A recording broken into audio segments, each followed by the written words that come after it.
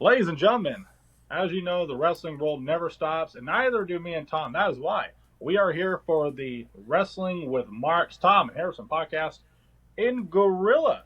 Our next installment of In Gorilla. Tom, I am here with you, outspoken and incomparable as always. How are you doing? I'm doing wonderful this fine evening.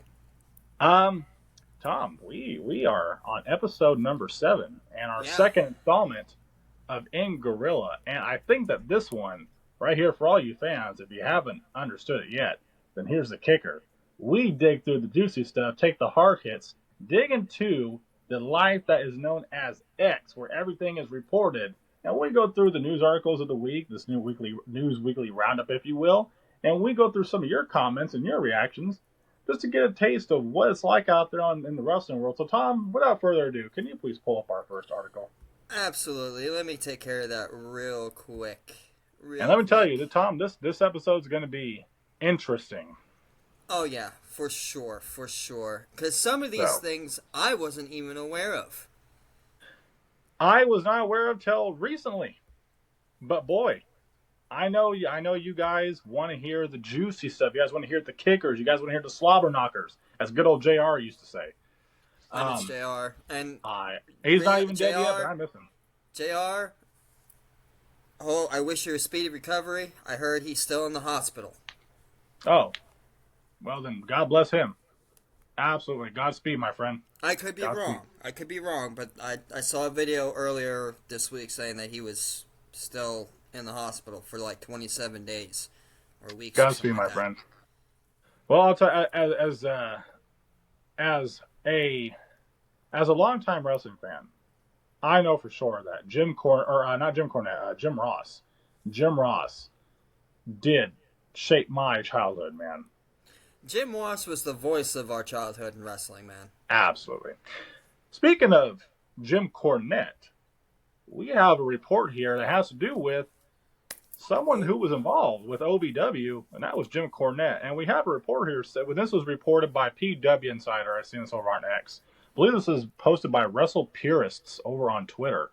And the article says this: TNA and Ohio Valley Wrestling are working toward an agreement that would see OVW essentially become a development system for TNA. And that agreement is set to be signed very soon. Again, this is reported by PW Insider. Um, you know, Tom, I don't necessarily, I haven't been keeping up much with OVW, but if we go down memory lane, OVW has been running around for a long time. Of course, the most yeah, infamous class to ever graduate Ohio Valley Wrestling being Victoria, Shelton Benjamin, Brock Lesnar, Dave Batista, John Cena in yep, 2002 to yep. come out of OVW. Basically, basically, our roster, were the Yeah, era of pretty wrestling that much, we grew up with, really, pretty much our started in childhood. OVW. And this one, I'm not gonna lie, man, this one was a shocker to me. I was not aware of this whatsoever. And This you was know what? oblivious to me, and shockingly it was. And if this deal happens, let me tell you, with TNA, this might elevate TNA to another level. And if Tony Khan gets involved, I think we might see WWE finally have some competition. And here's the thing. I think that when it comes to Ohio Valley Wrestling, them being a territory or not territory, but a developmental for a long time, and that's I didn't even, to be honest with you, and I feel bad saying this, I didn't even realize that Ohio Valley Wrestling I don't even know what network they're on. I don't even know if they have a TV deal. I don't know. I haven't seen them in a long time. I used to watch it every now and then. I used to. Unfortunately, and I'm not saying, hey, Ohio Valley Wrestling is responsible for some of the biggest stars to come out of there. I mean, not just Oh the yeah, class of '02. You got the Bella Twins, I believe, Jinder yep, Mahal. I'm Drew McIntyre. Muhammad yep, Hassan was there at one time, one of the most promising guys back then. That's a whole episode. oh But yeah. the point being is now, here's the kicker, Tom, is and with Carlos Silva, of course. I mean, just this last week, Carlos Silva and the president of TNA Wrestling right now um, doesn't exactly have, you know, this company TNA. Those three letters don't exactly have the best reputation right now. There's a lot floating around right now about TNA and the future of TNA. Um, and now you want to incorporate Ohio Valley Wrestling as a developmental. My question is, do they need a developmental system? And if that's the case, what's sparking this idea? You Um, know, I don't even know that they can do that because, again, are they struggling? I assume there's some financial that has to do with this. I mean, can they afford? Is this an afford? Is this a thing that they can afford to do? To well, take in here's Ohio Valley Wrestling as a developmental? here's the thing. Here's the thing. Deals can be worked out. Obviously, prices Yeah, and could be negotiated. I'm sure there are some negotiations that need to be done before this, yeah, this happens. But I'm taking this right now as a rumor that this is said to be yeah. Me too. happening.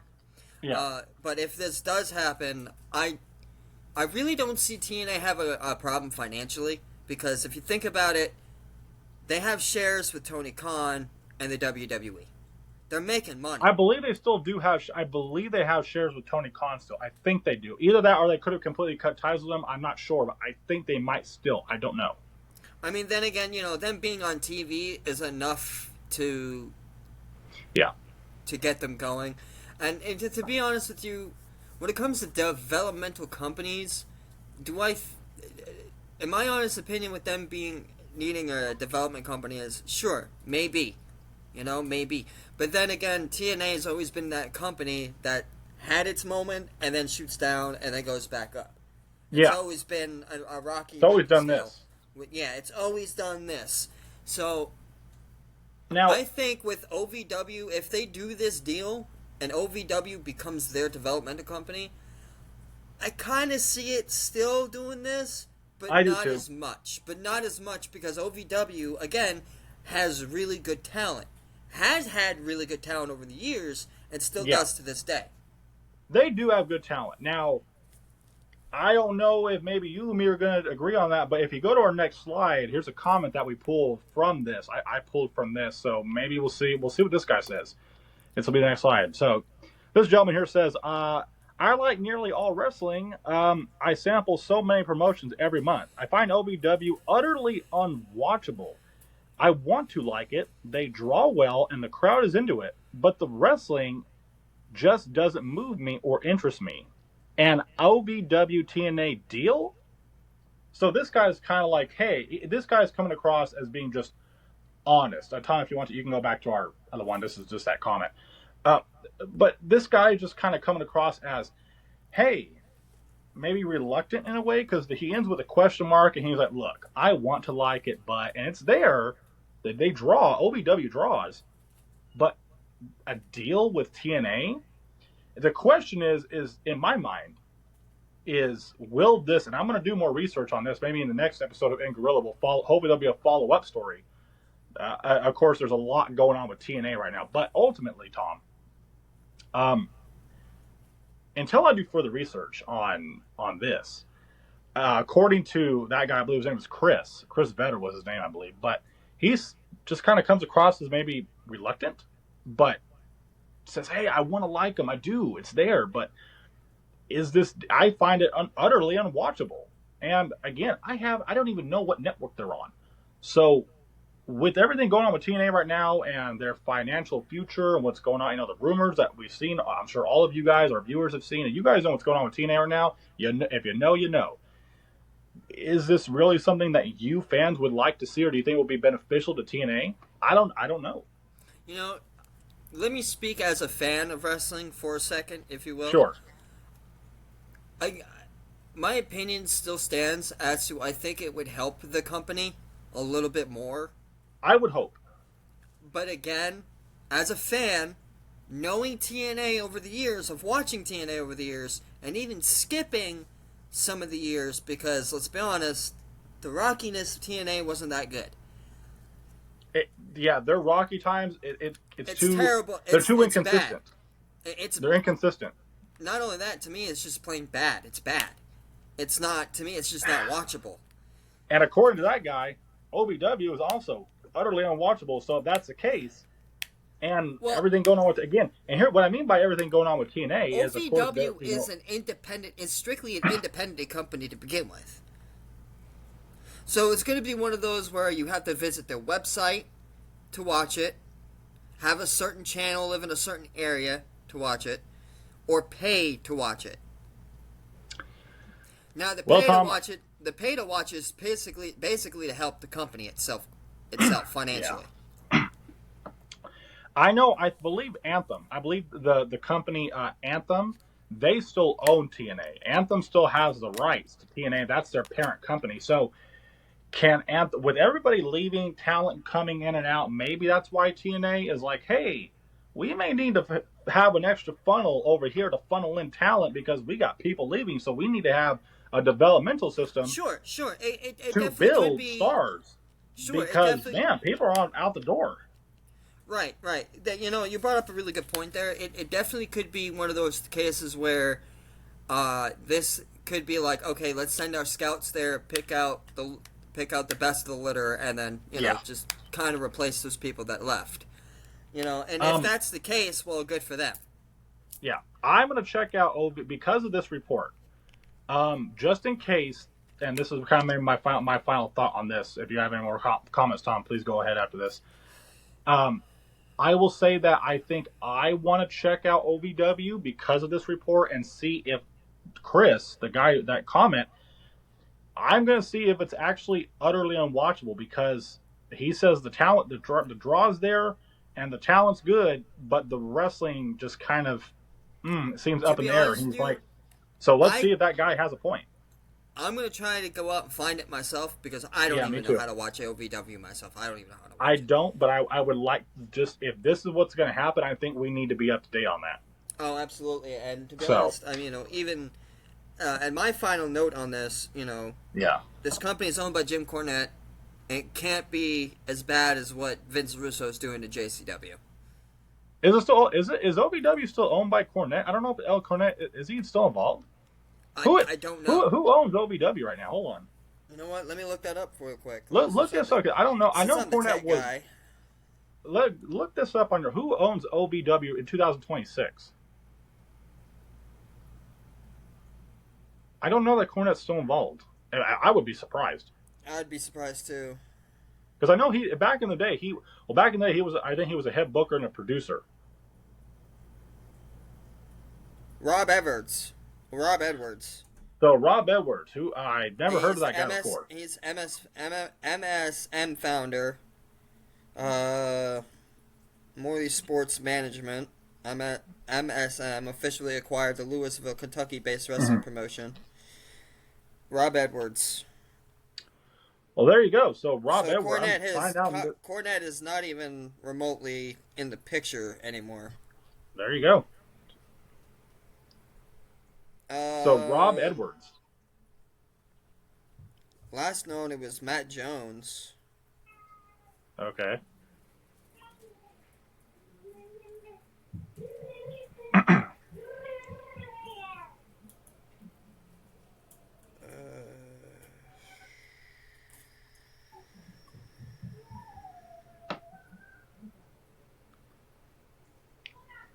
Okay, he stepped back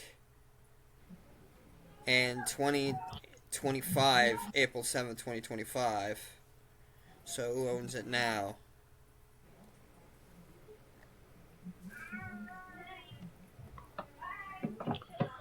Okay. Well, Rob Edwards is the being the owner of OVW, Ohio Valley Wrestling. No, he's not. Maybe I don't. I would be interested to It's see what the Rob deal is Edwards. between. I would be interested to see what the deal is between him and Anthem, which is the parent company of TNA. That's going to be interesting. Well, here's another one that says, okay, no. Yeah, okay.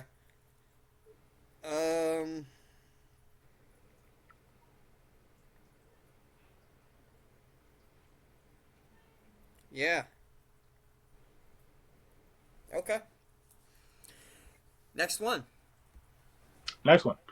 So we have our next article, our next news article. Tom, somebody that people have been missing and been wondering where he's at, and to the point that they think that he's actually leaving the company.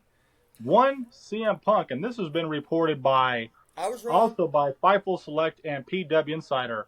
And the report is is that CM Punk is reportedly scheduled to play a significant role at a significant role heading into SummerSlam of this year. And Tom, SummerSlam is right around the corner. So, what does this mean for SummerSlam? Is this true?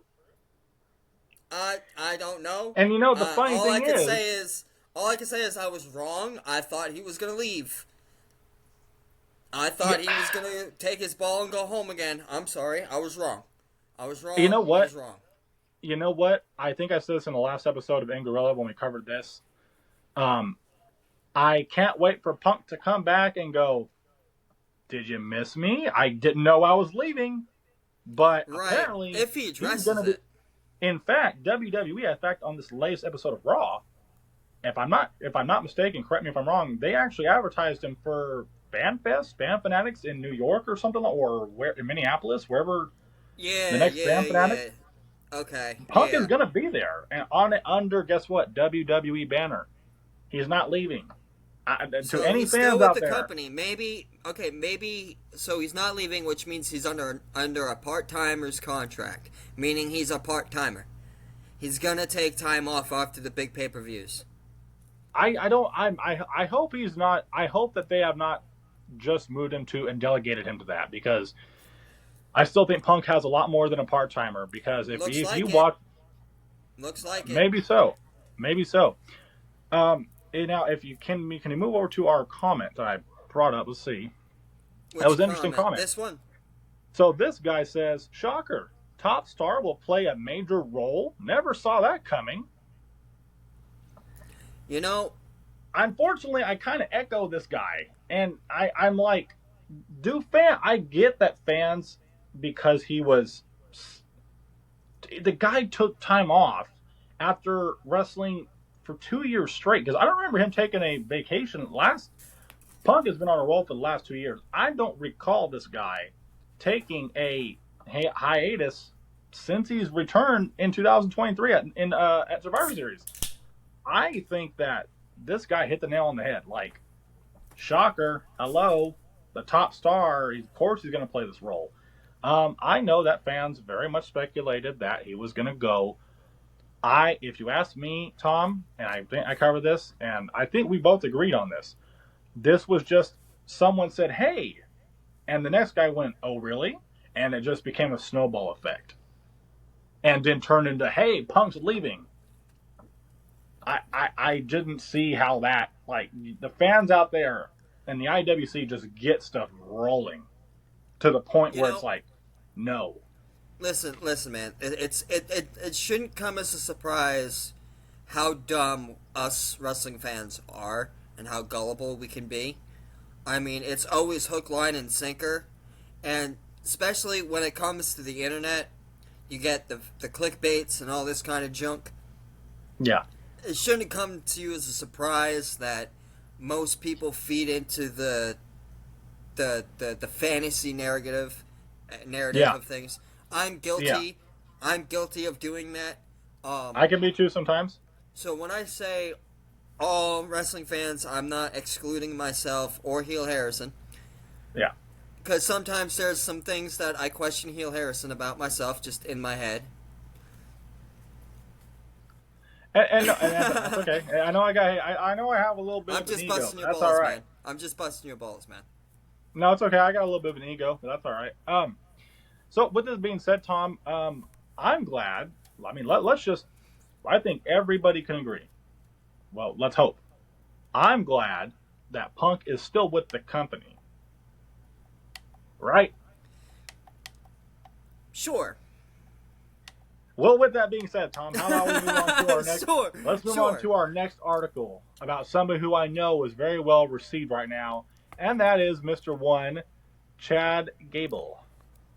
If you could pull this up. So this has been reported by WrestleVotes and Fightful Select. I believe this was posted by Wrestle Ops over on Twitter, and this is the article or the report, and it says several within WWE right now are pushing for Chad Gable to have a prominent presence at SummerSlam this year in August.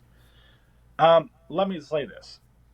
This comes as, look, Ethan Page fan here. Ethan Page is involved right now in the mid card scenes, kind of floating over the Intercontinental Championship, if you will. But Chad Gable, even though he's on the apology route, it would make sense to me, storyline wise, also because Penta being a luchador, I want to say the reason why he started, if you recall, the reason why Chad Gable went and got the help of Dominic Mysterio to go study the dark arts of Lucha Libre and put on the mask and the inception of El Grande Americano, I'm almost certain the guy that beat him, that sent him on this journey to find himself, was Pentagon Jr. And guess what? Now Pentagon Jr. is the Intercontinental Champion. How fitting would it be for Chad Gable to dethrone Pentagon Jr. at SummerSlam? Your thoughts? Honestly, it makes more sense to do that angle. It would make sense for I Chad really Gable think to so. be the one to be the one that beats Penta for the Intercontinental. Because right now, again, I know, man, you love Ethan Page. I do. I do too, but I face reality, and the reality is it's not his time yet. And again, we covered this got to the company not too long ago. Yeah. It is not. We covered this yet. in our last episode. Again, I acknowledge I'm not a fan of everything they're doing with Ethan right now. However, as a true fan, I am in my heart, I'm like, you know what, this is a slow burn for him. So with that being said, you could even have, after Chad Gable dethrones him at SummerSlam, you could do something very fun. I would love to see Ethan Page work with Chad Gable. I would love to see that. You could do it, dude. Again, I would love to see imagine Ethan Page, the heat Ethan would get. And here's the thing about Ethan Page. Ethan is an old school heel. He's not just, hey, I'm justified just because something bad happened. I mean, there's sprinkles of it in there because that's just normal heel work at times, or what WWE books now. But Ethan Page is a callback to old schoolness. I'm unapologetically. I'm glad you brought that up. I'm really glad. I'm unapologetically an asshole. I'm really glad you brought that up. The old school tendencies that we're seeing here. When it comes to Chad Gable, man, there's only one name that comes to mind, and that's Kurt Angle. He's got the straps. He's got the thank you. That's all Kurt Angle, man. That's early 2000s Olympic hero Kurt Angle. This is the angle. Not to use his name twice, but this is the angle that they're going with him. They're treating him like Kurt Angle, like he was in the 2000s. We have yet to, and you know what the thing is? The thing is, we have yet to see how ruthless this man can really be. Because if he's got this side, the pathetic, I'm sorry, the trust me, bro, I'm sorry thing going on. Because Kurt used to do that back in the day. I don't know if you remember. Kurt used to do that back in the day. He used to be the nice guy, do everything right, step in line kind of thing. And that's the kind of angle that they're going at this with the... At one time he did that stuff, yeah. I was wrong and I am sorry. Kind of thing. It's, again, I see the Kurt Angle treatment that they're giving him. Especially early 2000s. He's... Tom, I see you have a lot... We both have ideas of what could do with Chad Gable. But so does our next comment here. If you can pull that up, I've almost forgot about that. Before we keep chit-chatting. Oh, yeah. So this guy came up with two ideas that we could do with Chad Gable going into SummerSlam. Number one, he says, have him and Penta fight for the IC title.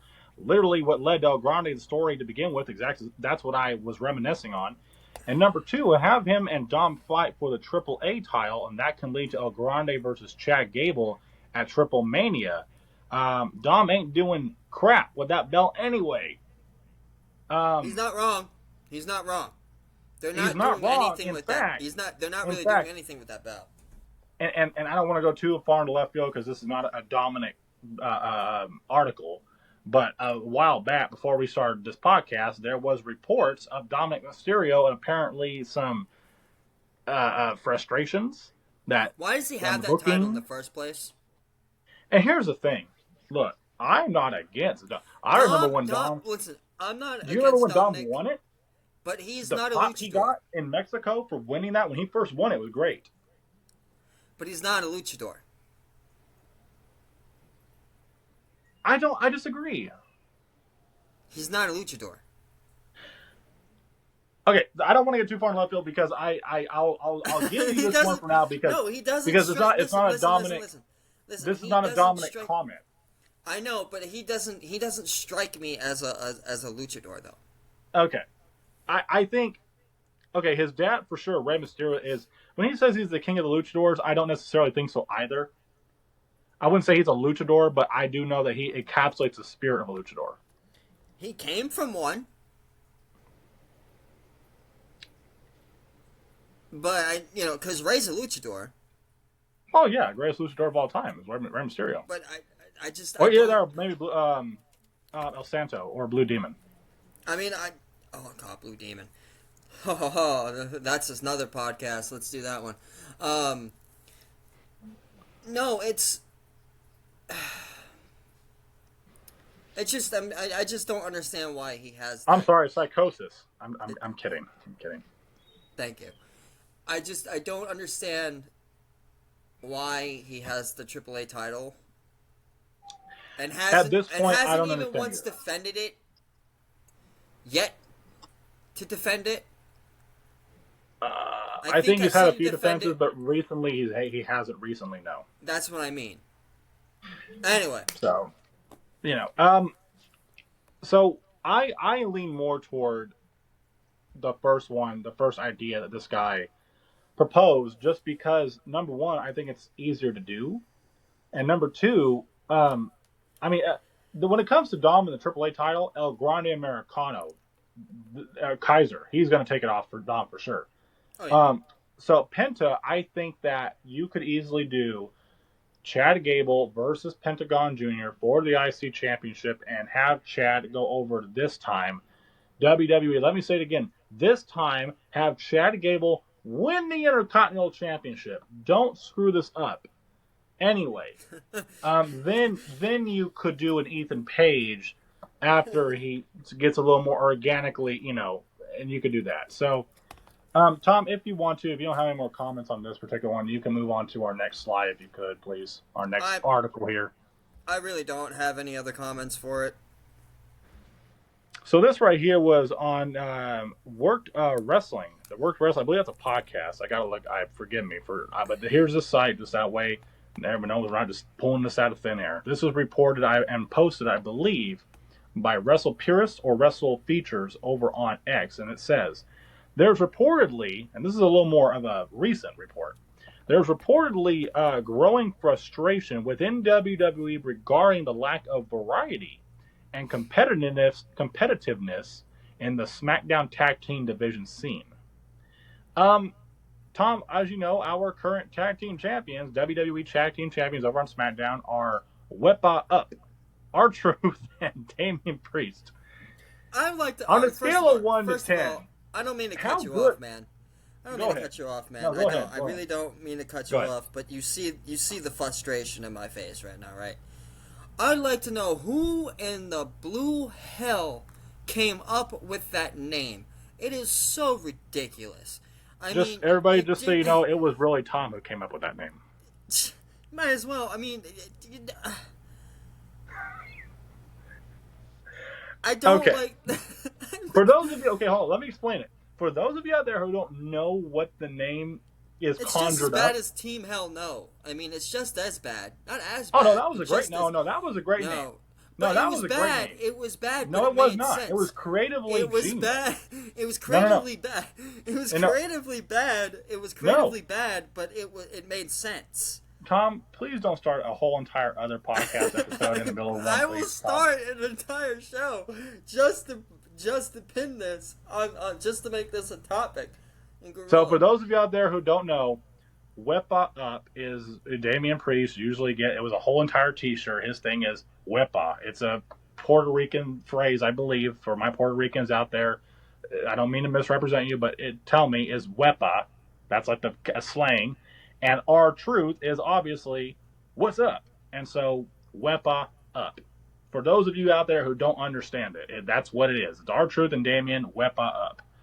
The point being is that there are WWE Tag Team Champions. On a scale of 1 to 10, Tom, I wouldn't say they're the worst, but boy, um, they got with the recent gutting and releases of the tag team division over on SmackDown, including the Wyatt Six, half the MFTs. They got rid of half their tag What is there team really to do with these tag team champions? Can you help me here, Tom? Really nothing. What is there to do on SmackDown? Really nothing, because you know. Maybe those Garzas? Look. TKO cut half of their tag team division on SmackDown out. Half.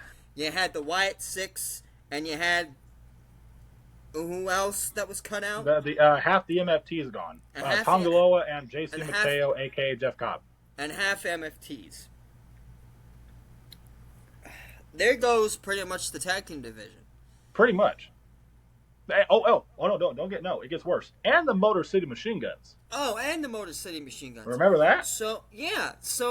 Which pissed me off. That was stupid. So you have TKO making this fatal mistake of cutting their entire tag team division out.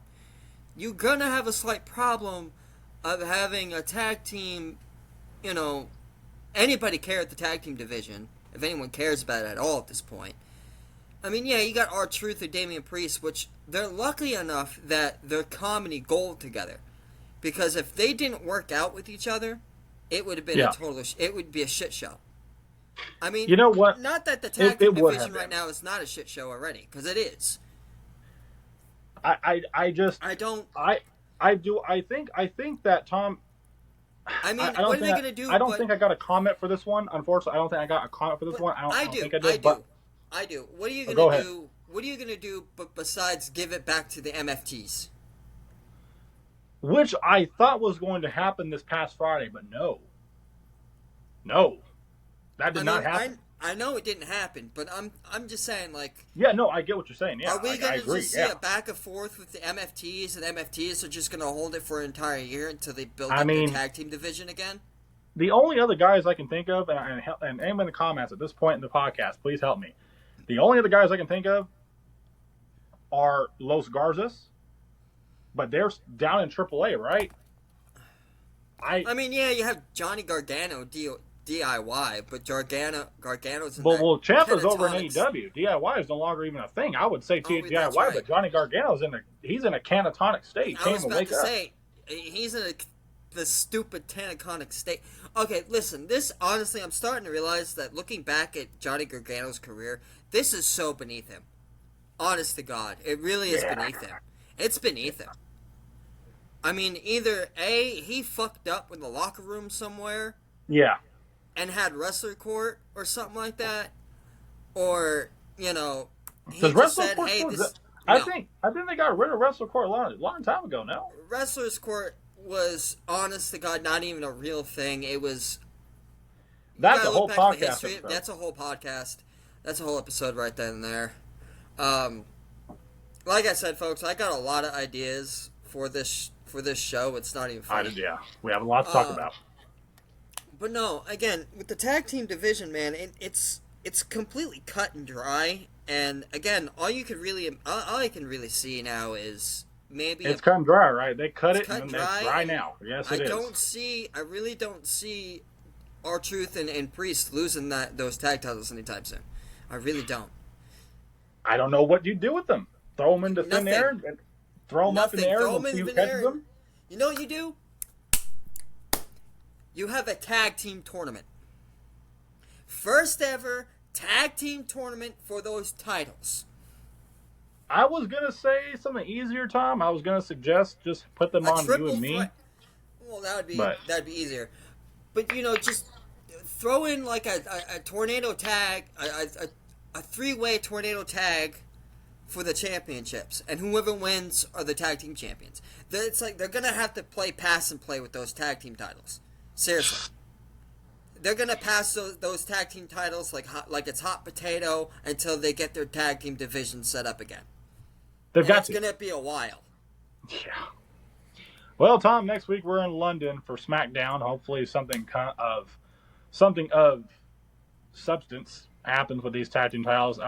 With that being said, I mean, just like this tag team division, I really don't have much else to do when it comes to this comment. But we'll read this one. So this is Fightful Select has learned that Tessa Blanchard was about halfway through her TNA deal before departing from TNA, and the sources within TNA claim that they were going to work with her her deal to offer her more money due to, and this is where she ended up going, CMLL booking her and paying her more. And there's more details, of course, that are available at Fightful Select for their subscribers.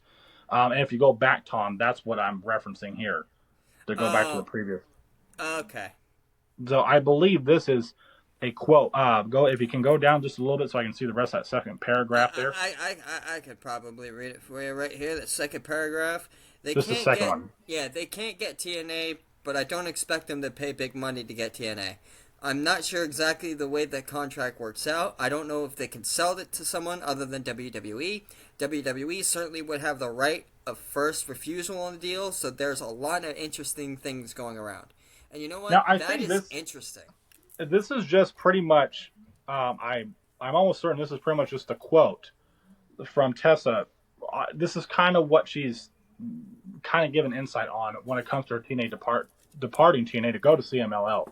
But again, I mean, I just don't know if the WWE can. Why?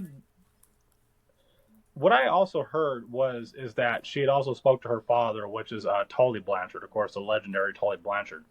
Mm-hmm. And to my knowledge, she sat down with her dad and her dad helped her make the decision. Tom, if you want to, you can go over to our that other one, that last one over there. That's a little more appropriate, I think.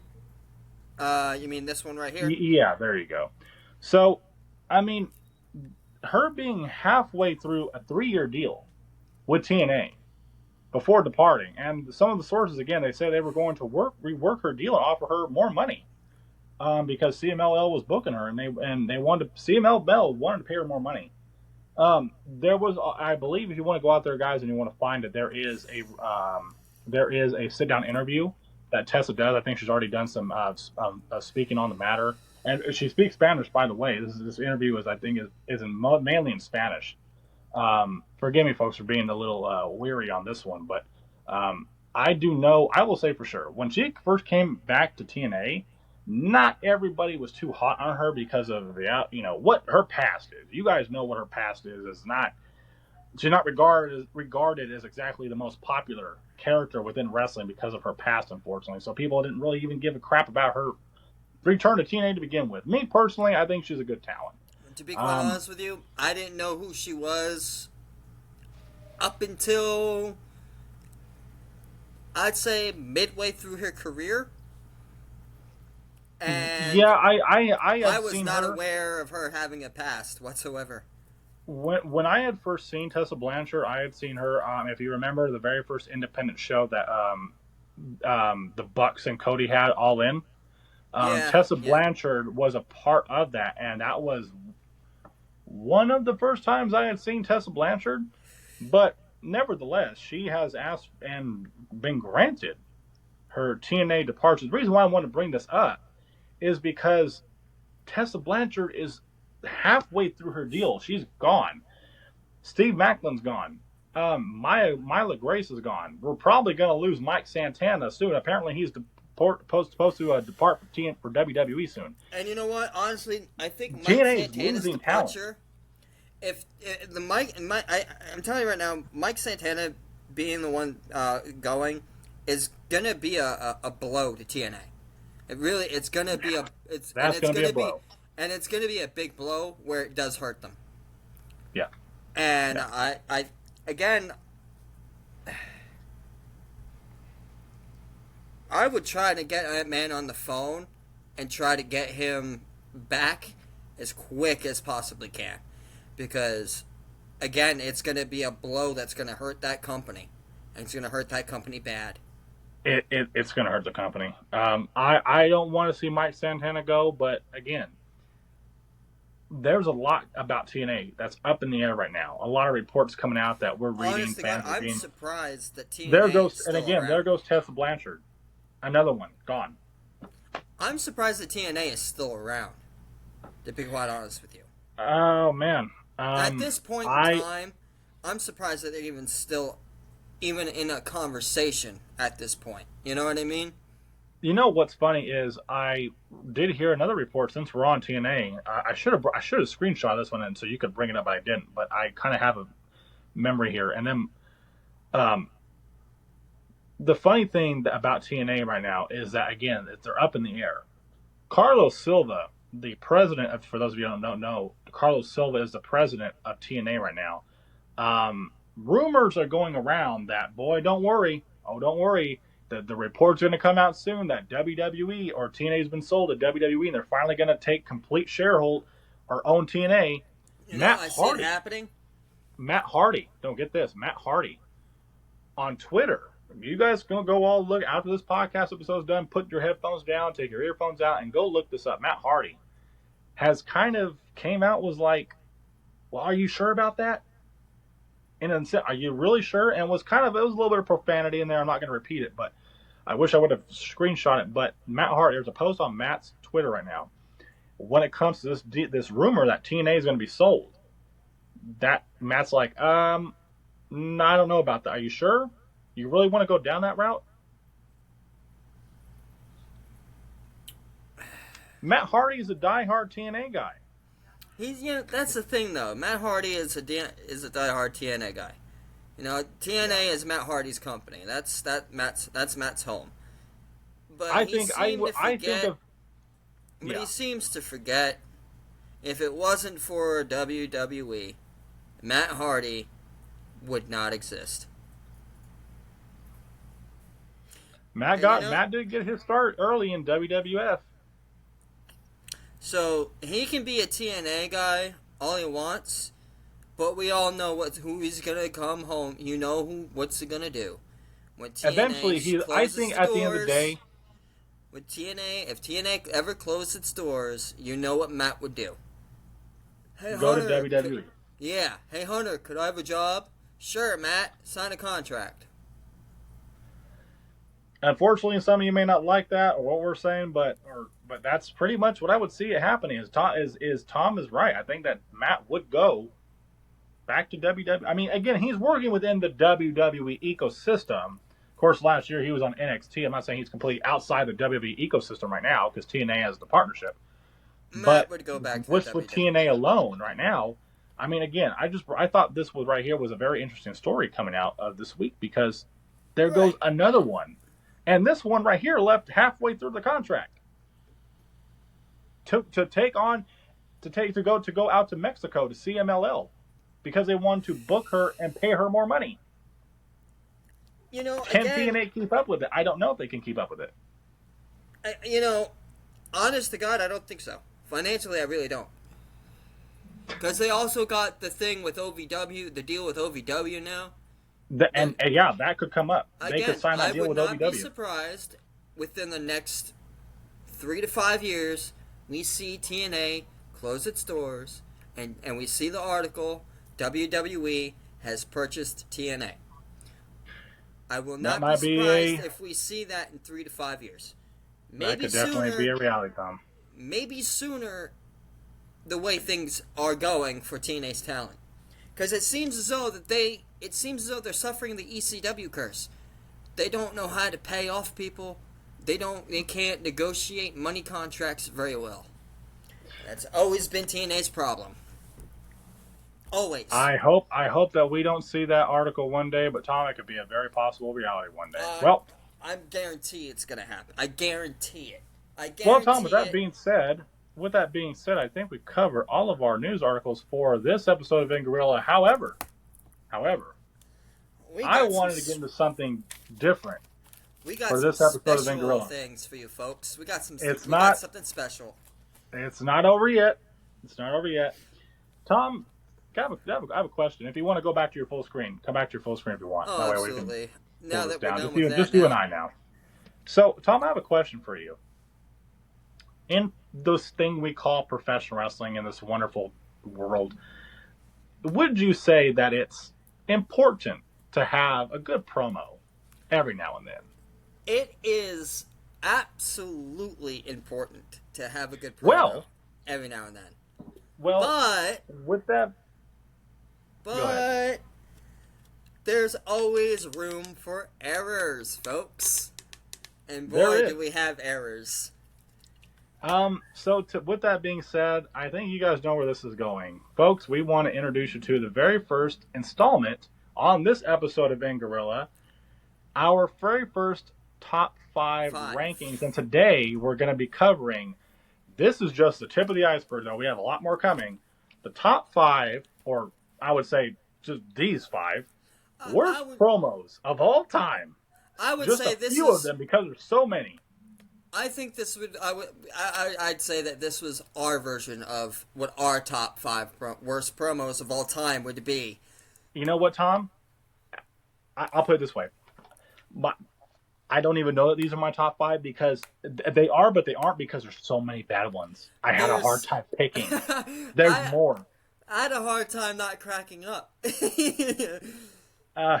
Well, with that being said, Tom, I can't wait to have some laughs with you coming up right about now. So, with that being said, Tom. Who wants to go first? I don't know. You know what? I'll start it off. Ladies and I gentlemen. was going to say the uglier one, which would be me, and I'll go first, but okay. I would say my top number five. What's your number five? What's your number five to start off? My number five to start off, folks, and none other than Hulk Hogan himself. The right gay guy at the right time.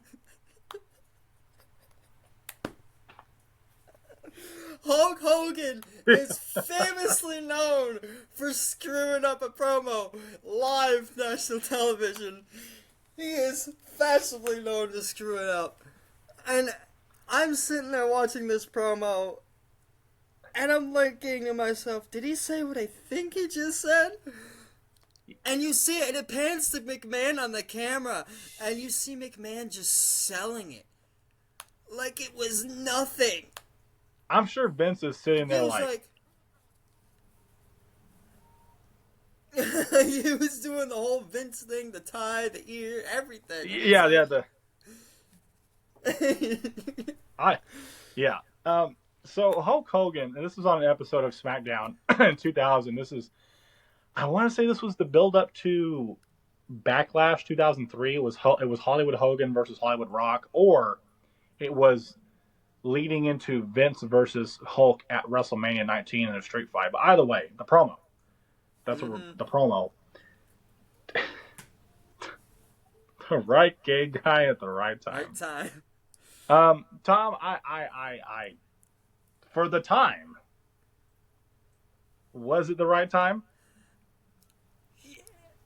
You know what? That's my question. Was it the right time, and is he the right gay guy? Listen, Hulk Hogan is known for, kissing his own ass. I never thought he would be kissing anyone else's ass, let alone his own. It was just a bad. He just kept screwing up left and right, and Talk Vince about just Hulk kept. Hogan. I'll put it this way. That's one. I'll put it this way. That's one of the ones. I'm sorry, dude. I felt bad for Vince. You know, I wonder if Vince I went back felt to Gorilla. bad for Vince. I wonder if Vince went back in the Gorilla and said, "Damn it, that was terrible." And then Hulk Hogan comes through the curtain, and he's like, "Oh, Hulk, that was money. That was magic." No, he probably went, "Oh, Hulk, that was such good shit." Oh, that was money. That was magic. It's one of the worst ever. And and look, here's the thing. What I sort of disagree with I don't disagree with what you said earlier, but I have to go back and look. In the 80s, Hogan was one of the best promo guys in the 80s and the 90s. Well, but then you look at this promo and it's like, was he ever that good? Well, think about it, man. It's not hard to look at a camera, scream and shout like you're on steroids. Tell that to Jim Hellwig, the Ultimate Warrior. Tell that to Jim Hellwig. Oh, Jim, listen. I'm Well, sure we he'll could agree talk with you. about Ultimate. We could talk about the Ultimate Warrior another day. That's a different podcast. But well, if I may now, Tom, my number 5 on my list um, is another guy who was coming from that era. This is it for Cyber. He worked for Wrestling, Cyber Wrestling Federation at the time. I don't know what this promo was. Lex Luger. I don't Oh know. no! I don't I don't know. know. I I don't. don't know. He can't even pay me. I don't know.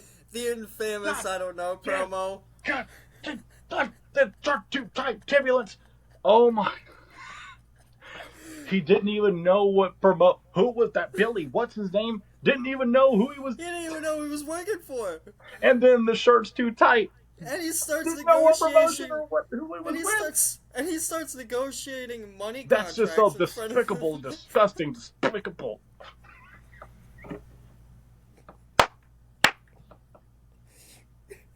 You can't write this, man.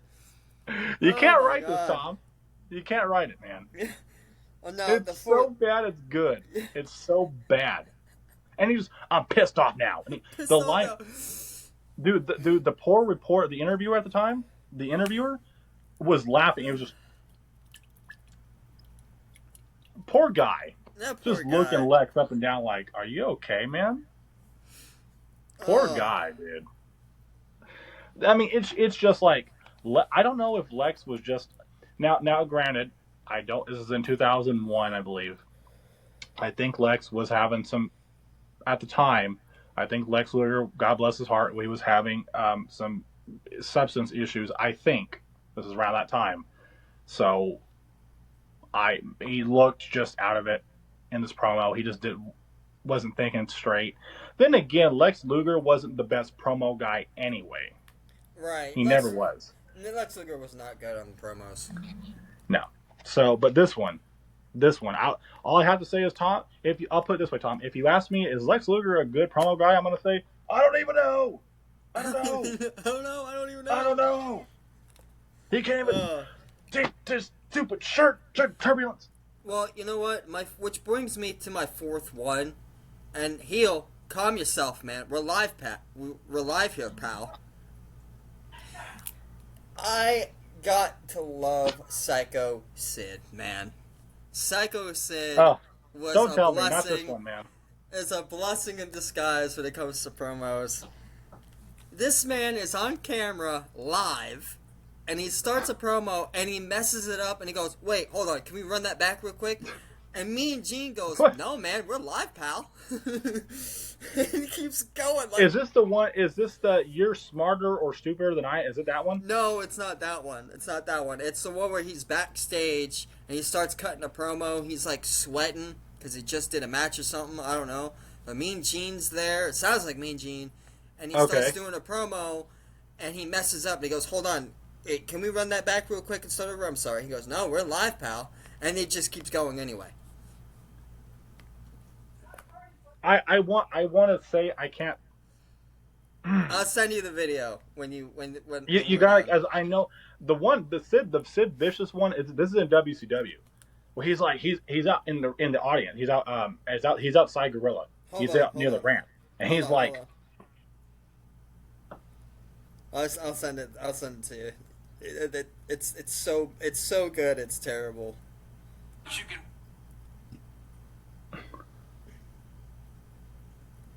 Let me do this here.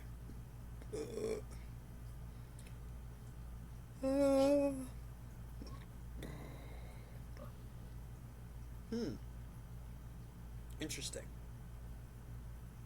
Looks like I can't. that's all right. That's okay. Yes, I can. I'll Yes, I can. This is why I'm tech savvy. I sent it to you. okay. I'll check it out after. I'll check it out after we get done with this podcast. But now, Tom, that brings me to my number 4, and this is a more modern promo. I want you to bring this up. You need to find. You just need to Google it, and I want you to read it for me after I'm done. because this is how it's one of those ones I need you to read it. It's that bad. This is in an early episode of NXT, and this is a second generation or third generation, I believe, wrestler. The genesis of McGillicuddy from this point on, from the start, right now, at this very moment, I will begin, and you will show from this point forward at the moment. Get to the moment, please. Can you please get Get to to the the moment. point? And this will be the start of the genesis and the beginning of the genesis of McGillicuddy. It's so redundant, Tom. It's so bad. It's like, get to the point. It's so bad it's good. It's just awful. And poor Michael, man. Poor McGillicuddy, man. Poor Michael McGillicuddy, man. Yeah. Tom, if you could, can you search up really quick? Can you really quick? So you're tech savvy. Can you do me pull it up real quick? The promo, the genesis of McGillicuddy promo. And I want, if you can, I want you to read it. And I just want you to read it. I've seen that promo. Just try and keep a straight face. Don't read it too fast. Just try and keep a straight face as you read it. The genesis of McGillicuddy promo, not the video, but just read it on a script. No, you're gonna tell me somebody wrote that for him. No. I'm saying I want you to just pull it up on Google. Don't pull the video. I want you to just pull it up and read me the words. When you tell me there's a script, when you tell me that there's a script, that means somebody wrote that shit for him. Look, I'll put it this way, dude. As he's walking back up the ramp, I can imagine when he got into Gorilla, people were looking at it. Like, you saw the look on his face as he's walking back up, like, just, you saw the dismay in his face. I gotta find the, how do I find the I think if you could just go to Google and just find Genesis of McGillicuddy promo and just click on, like, an article, I'm sure I'll probably bring it up there. If you can't, it's fine. No worries. Here we go.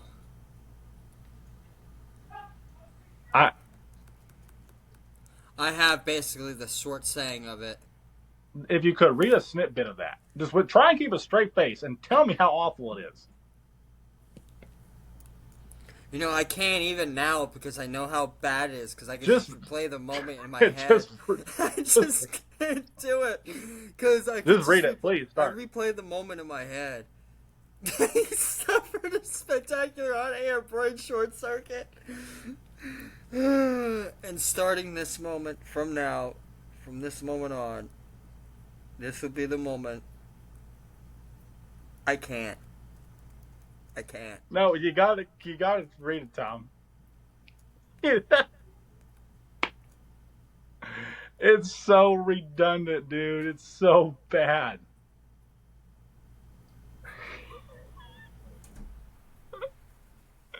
Poor Michael McGillicuddy, dude. How horrible is this, dude? Dude, as he walked... Huh? I found the entire promo word by word. Okay, read it. You gotta read it. And try and keep a straight face. I believe this was on during the time of NXT where they were doing, like, it was still, like, reality show based, and they were like... You know, that's when I did not like TNA at all. I didn't like NXT at the time either. I did not like... Oh, here it is in a picture. Oh, my God. You read it. Read it.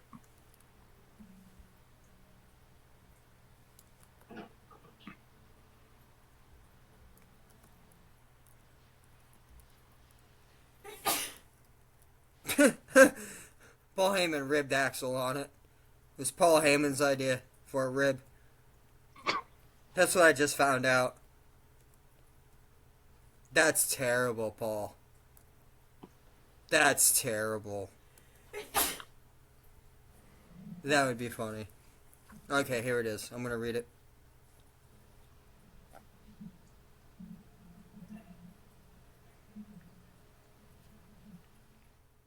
You gotta read it out loud? No, I'm not gonna read it out loud. No, Tom, read it out loud. I'm not. I need to read to our fans who have never heard this promo. I need to read it to our fans out loud. It's so bad. I'm not gonna do myself to that level. God. Come on, you got to do it for the views, man. You got to read this. Just read it, dude. Come on, you got to read it. Just a little bit of it. Starting this moment right now, this will be the beginning. From now, this moment will commence, will establish, currently the start of the origination, of the time of the beginning of the moment of establishment, of the moment when the beginning of the start of this time, this moment, it begins a renewed institution of this point, whereupon there is a moment which is a foundation, a new chapter, the basis of starting, the beginning, the starting of now, the time of birth, the time of emanation, of the sprouting of juncture, a moment in time which there be founding. Yes, the integral moment, the starting, the now, the genesis of McGillicuddy. That, who wrote that shit? Who wrote that shit? That could not have been on top of his head, man. That's gotta be a rib. Tom, I gotta say, I don't know about you, but I respect Curtis Axel for going out there with a straight face and cutting that promo. He barely could keep a straight face. It was... How many times did you I get you, I guarantee you, if you go back and watch that promo, and you put on slow-mo, I guarantee you're gonna catch him smirking between those words. I'm telling you. Dude, I just... Now that I put you through that, Tom, do you want to move on with your number 3? Please. We better get a view for that. Because now I have half the brain that McGillicuddy has. And if I have half the brain, of course, folks, I'm talking about none other again than the infamous Psycho Sid. The half a brain promo. How bad was it? Bro, this man is notorious. No, it wasn't that bad. This man is notorious for fucking up promos. He still has half a brain, though. That's a good part of it. From the steroids or the cocaine? I don't know. I mean, let's be honest. Psycho Sid, man. I love Psycho Sid. But whoever told him... What did he say in this promo, Tom? Please, enlighten me. Oh, man, I forget. Do you remember what he said in this promo? Because it's so bad. I do not remember what he said in this promo. I do not remember. I do not remember. Hold on. I know which one you're talking. Half a brain. Like I would have looked at him. I'm glad I wasn't watching around that time because I would have looked at him like, yeah, you do have half a brain. No. Did you notice that most of the people in the ring looked at him like he was stupid? Well, he only has half a brain. Yeah. Here it is.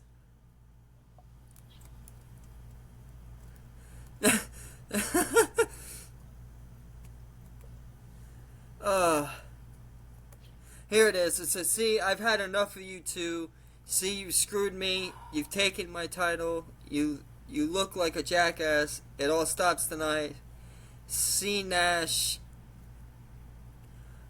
You and I both know you are only half of the man that I am, and I have half the brain that you do. What? He just insulted himself. He just insulted himself. Why? Tom, look, I'm glad I found you because I have half a brain. And I'm half the man you are. But you know what, Tom? You complete me, and that's okay, because you got the full brain, and you're more of a man than I am, and I'll leave it at that. But, speaking of halves, Tom, leads me a great segue into my number 3. From an episode of Raw in 2014, I believe this was, or 15. This was during the Total Divas era, and the two biggest divas of all time, or during that time, Nikki and Brie Bella. This was the I Wish You Died in the Womb promo. Let me tell you, Tom. Lie, that was vicious. I'll However, give it that. I'll give her that. That was vicious I to say. remember as a kid. I remember as a kid watching that live, and you know what, Tom? I look. It was one of those moments where my jaw dropped because again, I love it when it becomes personal like It that. was one of those moments as a kid where I completely tuned to hell. I wanted to turn the TV because I tuned out. I go, one, this is horrible acting. Number two, you that's the way you describe you. You're a pathetic human being, and you're a waste of a human being, and you're this and you're that. Stop it, Nikki. Stop it, Nikki. You know, I This had to this disagree problem, because the way that it's such a bad problem. The reason why I have it up here, Tom, is for one reason: the acting. They're trying to come across as I hate you. Brie is fake crying. Nikki does not mean a damn word she means, and you can tell it. She can't come. There's not not until an ounce of conviction in this girl's not voice. until And she I hit don't believe this. not until she hit the died in the wound part. She didn't. She said that with conviction though. I wish you died in the womb. With that one, I think that's I'm when it sorry. really This was picked an up. awful promo. This is one of my worst of all time. The fact you say Hey, this, again, it's all opinionated. and my opinion was this thing sucked. I did not like this I promo. It was bad. I'm not gonna lie. I disagree. I thought that I wish you died in I the was tuned wound. out at this time. You know, when she said I wish you died in the wound, I'm not gonna lie. To me, that like widened my eyes. Like the jaw didn't drop. I was like, whoa, that's a little much. No, I mean it is in on paper. On It's paper, I bad. was like, wow. On paper, it's bad. When it was translated and the way they did this, I was like, please turn the TV off. Like as a kid, I remember just. Have to disagree. I mean, I didn't like the Bella Twins, but when they had that small little feud, it it was cool. You know, it was cool to see the sisters go at it. You know, with that promo, I'm not gonna lie, I disagree. I think that promo, when she said that line, She goes. I She wish it goes. was you the one that died of the wound. Like, bro, And that's she messed goes. up. In the promo, she goes. You worried about being trending on Twitter last night more than you did for me. Comparing, like saying that she was I was in handicap matches. What were you doing? I wish you died in the womb. Shit. It was so bad. Tom, I it don't was know. just horrible. I don't know. I know you like. If you like, again, thank God this also is all subjective. Speaking of subjective, what is your subjective number two? Poor And I Gangrel. think we might have the same one. Poor Gangrel. You know, I feel bad for Gangrel. I like Again, Gangrel. another one where I think they did that for a rib, man. Who gave him the mic? Who told Gangrel, hey man, you're gonna talk tonight, go out there and have the mic. And then you have Edge. Not only, Which promo is this? we're talking the Brood promo with Gangrel, where Gangrel starts doing the promo for the Brood. Because I remember him doing one. This is the only one he did, right?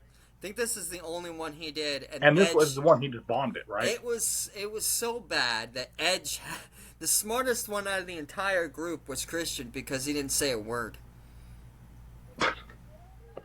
Look, man.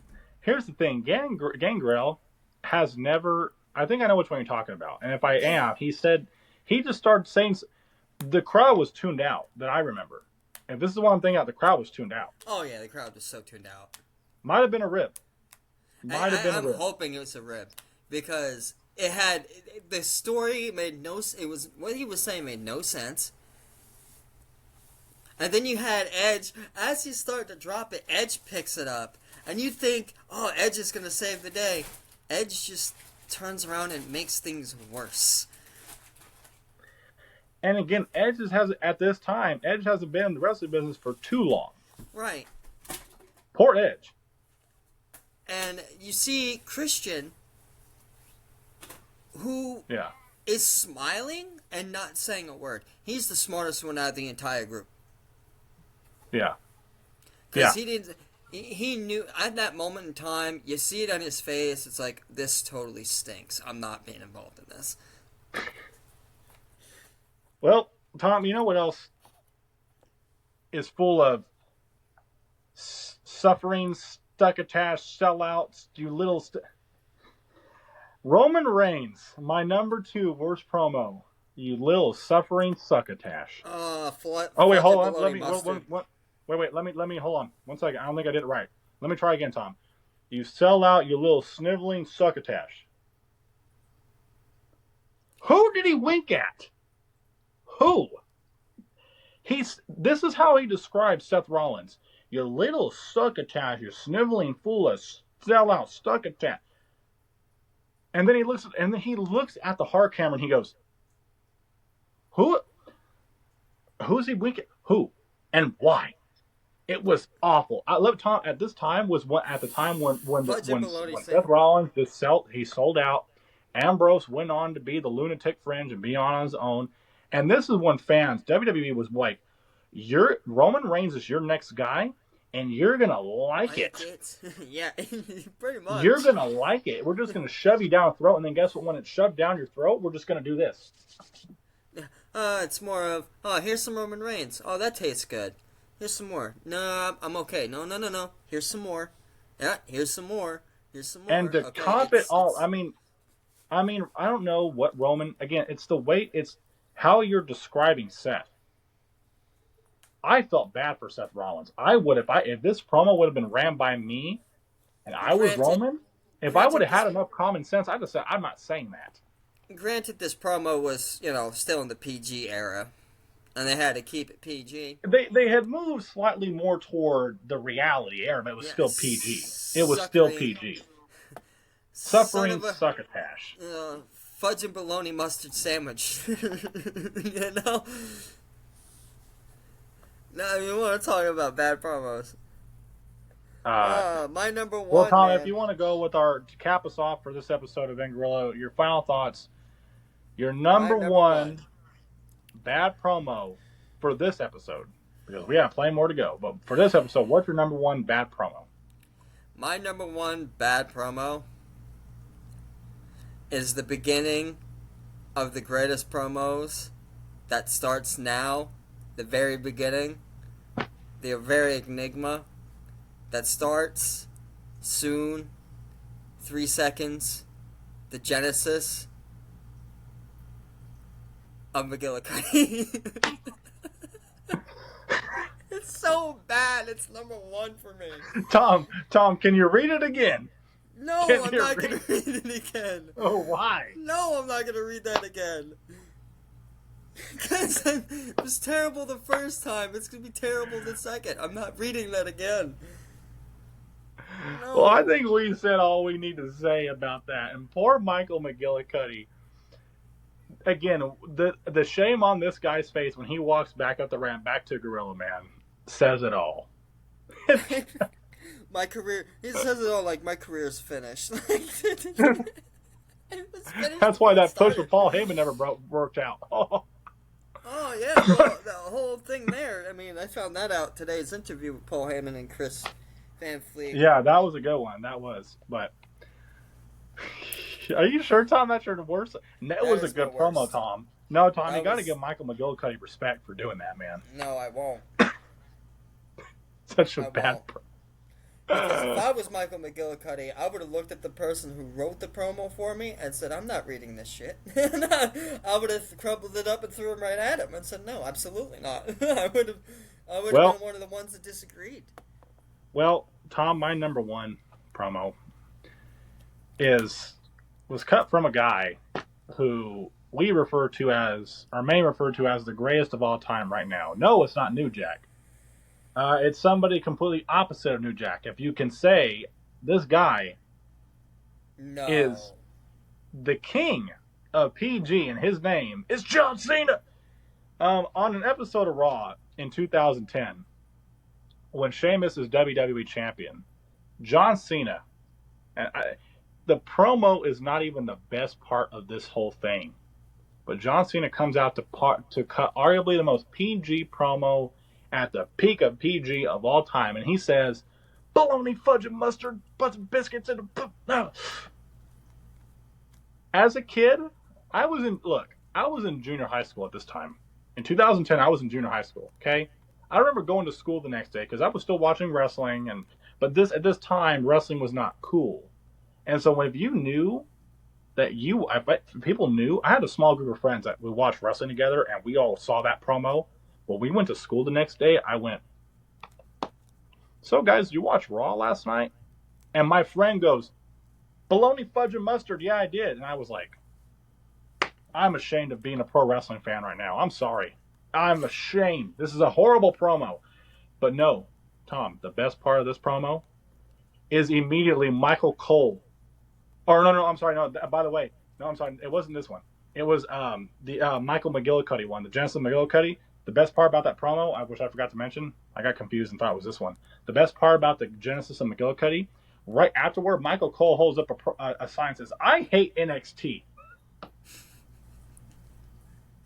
But anyway, Michael Cole is at the desk, and if I recall, Michael Cole just sitting there like, "John, what are you saying?" Like, I hate my Like, job. this is just a bad.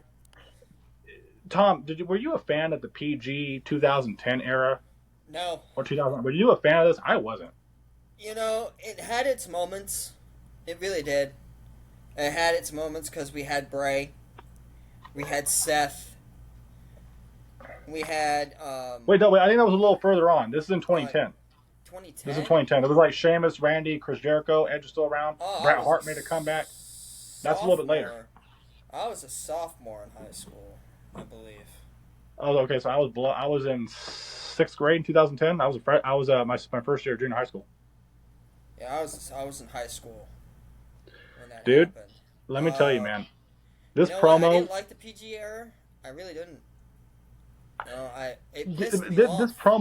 This promo right here was so bad. Again, I went to school the next day because and this is the time I was a John Cena guy. Yeah, pro PG era Cena superhero. At this time, I was sick and tired of John Cena. Probably because you were a little older than me. You were the cool teenager. Was skateboarding and doing his own world. Smoking cigarettes. The cool teenager. It was me against the world when I was a teenager. You were the cool teenager. I don't give a crap. I was still in junior high. I was a little more naive. But again, to emphasize how bad. I was leaning towards like Randy, the heels at that time. Yeah. I was still a little invested in John Cena at the time, and again, I went to school the next day, and my friends, we were trading at magazines and action figures, our John Cena Edge action figures. I would have looked at you and been like, "You fucking kid." I know. No, that was me. That was me. And by the way, if anybody wants to know me, I was trading action figures. I was bringing my magazines to school.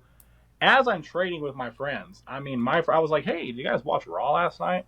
And my friend was like, "Bologna, fudge, and mustard." And I was like, "No, it's just stupid." I'm not gonna lie to you. I'm not gonna lie to you. I turned it off. I was ashamed to be a wrestling fan, man. Most of the time, I would put it on and I wouldn't pay attention until it was like the important moments that I cared about. I wanted to see.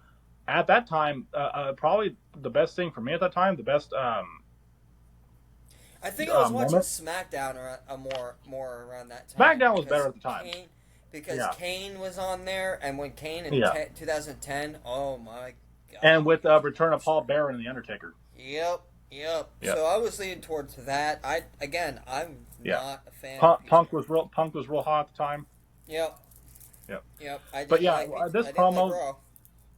Yeah, so this promo again to me, dude, it made me ashamed and embarrassed to be a wrestling fan because John Cena. It was directed toward the kids.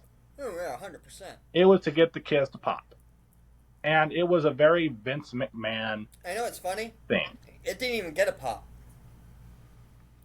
I don't even remember getting a pop, honestly. It didn't even get a pop. It didn't even get a pop from anybody. I remember hearing it. I remember going, "What? Like, I was genuinely watching it live that Monday night. I was like, "What?"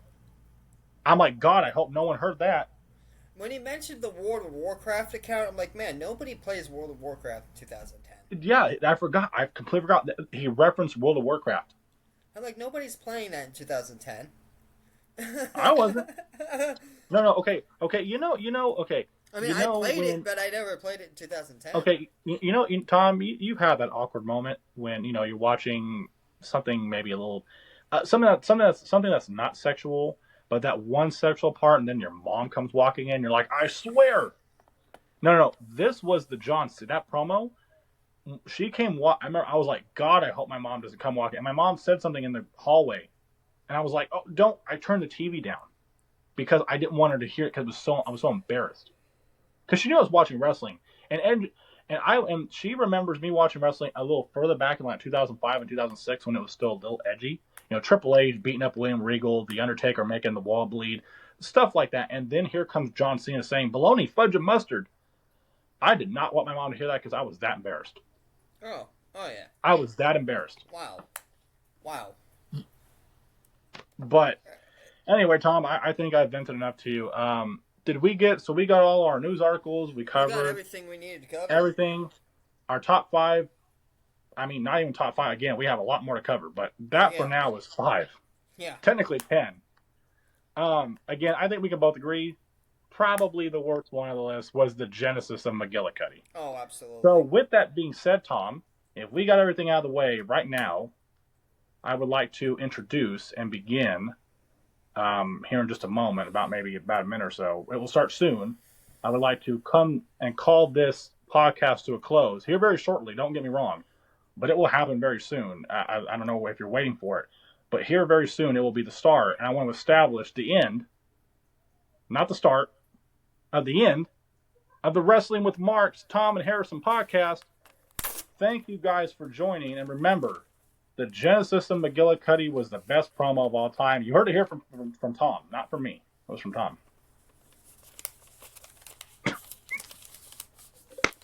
Well, everybody, I think that's the perfect send-off. Thank you for joining us for this episode of In Gorilla. We will see you next time. And